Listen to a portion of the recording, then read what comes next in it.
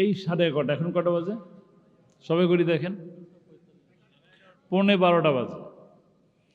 11:45 পর্যন্ত আপনাদেরকে অহেতুক এই কমিটির লোকজন আটকায় রাখলো। কি কেন? আপনারা সাইদ হিসাবে ছেলেরে দেখবেন। সাইদ হিসাবে ছেলেরে বেচা বিক্রি শুরু হয়েছে ভাই, ওটা বুঝছেন? বক্তারে দাওয়াত দিয়ে কি বেচে দিছেন নিজেকে? বেচে দিছে নাকি? তাহলে রাত 12টা বাজাবে কেন? আমার ঘুমের প্রয়োজন নাই? আমার ড্রাইভারের ঘুমের প্রয়োজন নাই? আমার সাথে যে লোক থাকে তার ঘুমের প্রয়োজন নাই? এটা কোন ধরনের কথা? আপনি আবার আগে বলে দিতেন আমাদের 12টার সময় উঠাবেন, আমি আপনার প্রোগ্রাম নিতাম কি নিতাম না দেখতেন।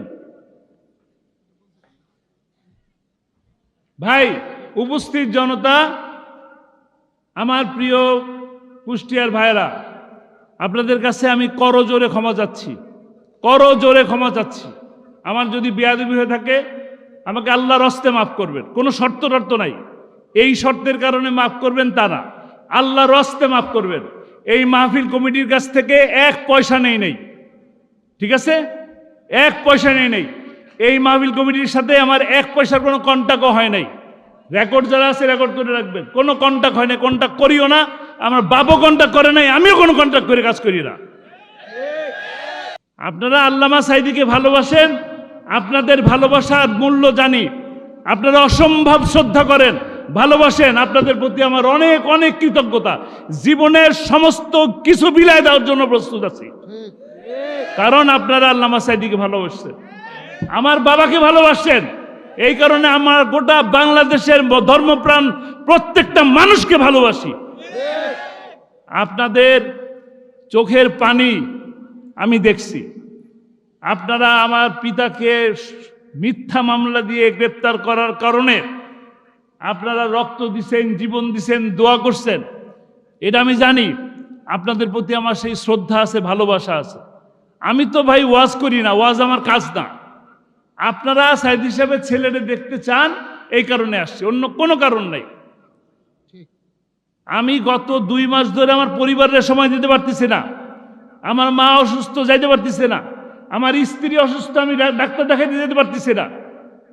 শুধু আপনাদের কাছ থেকে ডেট দিছি, চেয়েছেন ডেট দিছি, বিভিন্ন লোক চেয়েছে, আমি তাদেরকে ডেট দিছি। এই কারণে কি আমি বেঁচে দিছি নিজেকে? ভাই, আমি তো বেঁচে দেই নাই, আমারও কিছু কাজ আছে। আপনাদের কাজ নাই? কেন বসে আছেন বলেন? কেন বসে আছেন বলেন? ভালোবাসার জন্য বসে আসছেন। আমিও আপনাদের এই ভালোবাসার শ্রদ্ধা জানাই বসেছিলাম। বারবার বলতেছি, আমি এখানে আসা বসার পরও টাকা তুলতেছে। আমাকে কিন্তু ওইখানে বসে বললো যে আপনি যাওয়া মাত্রই শেষ হয়ে যাবে। শেষ হয় না। কি করবো বলেন? আমার চলে যাওয়া ছাড়া কোনো গতি আছে? আছে ভাই, বলেন। আব্দুল সালাম ভাই আমার অনেক ভালোবাসার মানুষ। কেন ভালোবাসি? উনিও কোরআনের কথা বলেন। বিপদের সময় আল্লামা সাঈদীকে নিয়ে এই মঞ্চে এইরকম জায়গায় বারবার কথা বলছেন কিনা? উনার একটা রিকোয়েস্ট রাখা কি আমার একটা দায়িত্বের মধ্যে পড়ে না? ভালোবাসার মধ্যে পড়ে না? উনি চাইছেন, আমি কষ্ট করে হলেও দিছি। আমার ডেট খালি নাই। আজকের দিনটা আমি ঢাকায় থাকতে পারলে আমি একটু রেস্ট নিতে পারতাম। কালকে আমার এই সময় আবার যেতে হবে ফেনী, আগের নেওয়া প্রোগ্রাম। তো উনাকে যে আজকে ডেট দিলাম, দিয়ে কি আমি অপরাধ করলাম? পাপ করলাম? তাহলে এই অত্যাচারটা আমার উপরে কেন করলেন ভাই? এই অত্যাচারটা কেন করলেন আমার উপরে? আমি 8-10টার সময় যখন 8টার সময় যখন এখানে আসলাম, তখন বললাম কখন উঠাবেন? বললেন 10টায়। আপনি বললেন এখন কটা বাজে? কি অন্যায়টা করলাম আপনাদের সামনে এসে ভাই?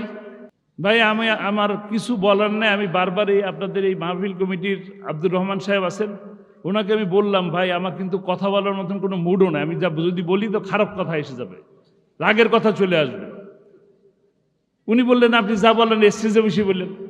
আবার উনি, ওনার নাম কি? আপনার নাম কি? আপনার নাম কি? রেজাউল করিম সাহেব ওই বাসায় বসে বললেন, এখানেও এসে বললেন। ওনার প্রেস্টিজে লাগছে, আমার মনে হয় প্রেস্টিজ নাই। আমার প্রেস্টিজ আছে? তো ওনার প্রেস্টিজ আছে, আমার নাই। উনি আবার আমার মাইকে এসে বলতেছে আপনি এগুলো বলতেছেন কেন?